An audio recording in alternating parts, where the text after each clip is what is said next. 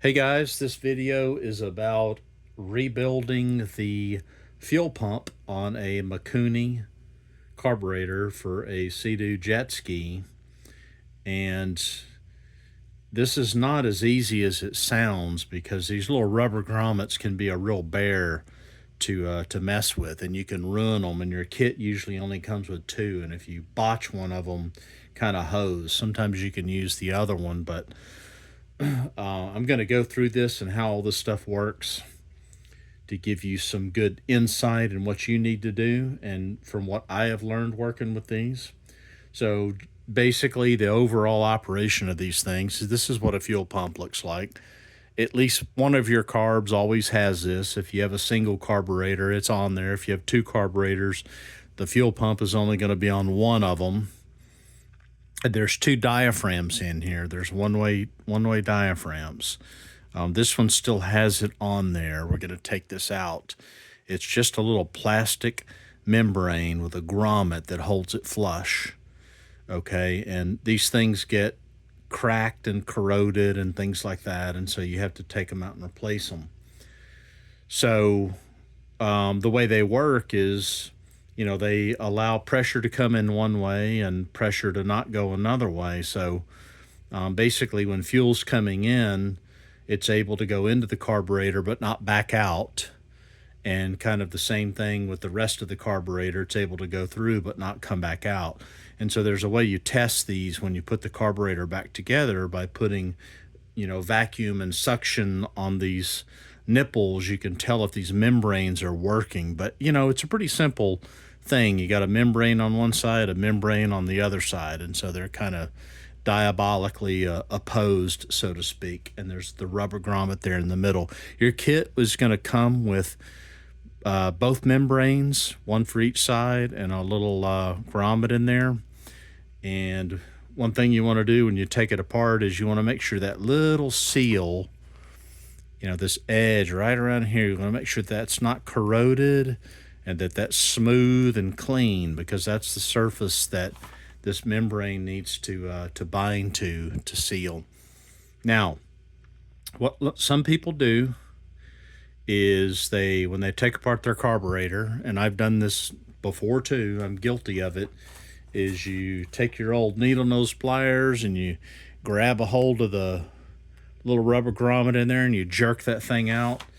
And that's not a good thing to do. And the reason is you're destroying a practice grommet, which I'm going to talk about, and you're also destroying a potential replacement. So, I'll be lying if I didn't say I didn't bust one of these things up in the new kit, and I was glad I had the previous one that I was able to reuse, and that was okay. You don't want to reuse them, but all I'm saying is that don't just tear these things up when you take them out. This is what happens when you do that. You end up with a bunch of little pieces that are no good for anything. So this is all going to make sense when I go through this. But when you're working with these grommets, in my opinion, this is just my opinion here, is you want to get used to working with these things by pushing them and tucking them. I'm going to use that word a lot, tucking them into this hole. And so what I'm saying is that imagine that, you can't get to the other side where you can just jerk this thing out. Imagine if you just had to get it through from this side. How would you do that? You wouldn't stab it in the middle because you're just going to poke a hole in the middle, right? And, can't turn it over and pull it out. And so if you make sure you have a little small tip screwdriver, just like this one. Hope you can see that. I know I'm having trouble with focus. And then you want to put pressure down with your thumb or fingernail, and you just want to kind of push this thing down in the hole, right? You're kind of just pushing it through, and you're going to have to rotate it, just like you would imagine. You're going to have to push it down through the bottom, okay, like that. And you want to be real careful you're not puncturing anything with the sharp edges. You're just using that flat edge to kind of flatten it out and compress it where it'll go in that hole. Then you flip it over and you can see that it's coming out here already. I'm going to pull that out, and there you go. It came right out, didn't have to tug it or pull it. So why am I saying this? Because now I actually have a practice grommet, and that's going to be really important if you don't want to jack up your brand new one that came in your kit. It's a good idea to do a couple of practice runs first, just if this is your first time or a couple of times to do it. I do it, because I haven't probably done about 6 or 8 of these things, but I haven't done like 50 of them. So I'm just sharing this with you as a good idea for you to do. So what you want to do is just do a practice run first on this. And how you're going to do that is, now that we've taken that all apart. Oh, and by the way, I have to say, in your new kit, depending on where you get your kit from, I get my kits from OSD Marine. And the way that they sell these little membranes like this is they come on a roll. And because they come on a roll, they can be bent and convex shaped. And so the purpose of this line here is to let you know the outer edge of that roll. So imagine a big roll of this, right? Where if it's a new roll and this came off a new roll, it's probably pretty flat, so it doesn't matter. But if you're on the inner side of that roll, it's probably going to be bent and kind of like this, if you can see that. Can you see me twisting that? It's going to be a little bit concave, so you got to know which way to put that. So look at that. You can look at the line that's on it, and the line usually goes up. For OSD Marine, they do an excellent job of telling you, where that is. So pay attention to that. But if anything, just look at it. If it looks perfectly flat, you'll know what to do. If it's a little concave, make sure that the concave is up, because the grommet's going to push it down flat. If you had it the other way, where it's concave coming up off of the surface of the body like this, well, you're going to have a leak. So you don't want that. So back to our practice run here. So I have these old membranes here, and I'm going to practice on these before I use my new ones and ruin my new ones. And what I'm going to do is I'm going to do the hardest one here, right? I say this is hardest because it's deeper inside the pump body here, whereas this one's pretty easy, Well, get that backwards. This one's pretty easy, and then this one's inside the body. So if you can do this one, you can do that one. So we're going to do the hard one here first. Okay.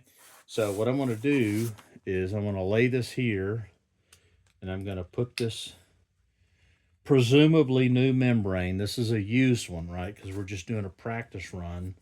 And I'm going to take my grommet here. That one's a broken one. I'm going to take a good one. This is actually a good grommet that works. And all I'm going to do is I'm just going to stick it on the end of this. And I'm just going to touch it in a little bit of 2-stroke oil. And then I'm going to push it in this hole. But I'm just holding it there where I can get my finger on it. I'm not using this screwdriver to push it at all. I'm just getting it in there where I can get my finger on it. And then this is going to be a little bit hard for you to see, but I'm just taking the tip of this screwdriver, the flat part, and I'm just pushing it sideways so it'll stuff down in the hole. That's all I'm doing. I'm not jamming it in there with any kind of, sharp cornered edges or anything like that. I'm just pushing it in there. And if I release my finger on it, I know it's gonna come up like it did, with a little bit of an angle on this side. So I'm going to go to this side, and I'm going to work it in that way, right? Just like that. And I'm always keeping my finger pressing on the top. So this is sort of what it looks like. You can tell it's not completely flat in there. I don't know if you can see that. It's a little high on this side, so it's not all the way through. If you look at it on this side, that's perfect, right? It's not all the way through. You can see it's about halfway through. One edge has made it all the way through, and that's good. So all you have to do now is you just take this and you just gently kind of pick it up, right? You don't have to stab it or anything like that. You just want to work it through, and then go on the other side and push on it. like that. Get it all the way through. Okay, and then once it's all the way through, it's through. And then what I like to do is go on the other side and put your finger on the top, which should not have any oil on it. And if you can get your fingers on it, is just twist it, rotate it a little bit. Make sure you see it turning. And that's it. And so that is how you put those in. You don't need the tool. Here's what the tool looks like. And I have one. I left it at my other location, is why I'm even making this video. It's a nice tool. It's a brass thing with a little bulb on it, and you can push through it, and there's a little bit of a hold your breath moment as it pushes through. Just when you think it's going to push through that rubber grommet, it kind of snaps through. And I'll be honest with you, I pushed it through and I held my breath, and it popped through and ruined the grommet. So I actually don't like using that tool. I think it's okay, maybe if you're good at it. What I just showed you, I think, is probably the best and safest way, because you can repeat that 100 times and you'll never ruin that grommet. In fact, before I made this video, I actually did this. I practiced this probably about 6 or 8 times before I even made this video with the same grommet, and that grommet is perfectly fine, perfectly sealed, perfectly new. So that's my recommendation, but just hoping that you can learn a little bit from this. These are kind of quirky little things here, but hope this helps, and good luck on your carburetor rebuilds.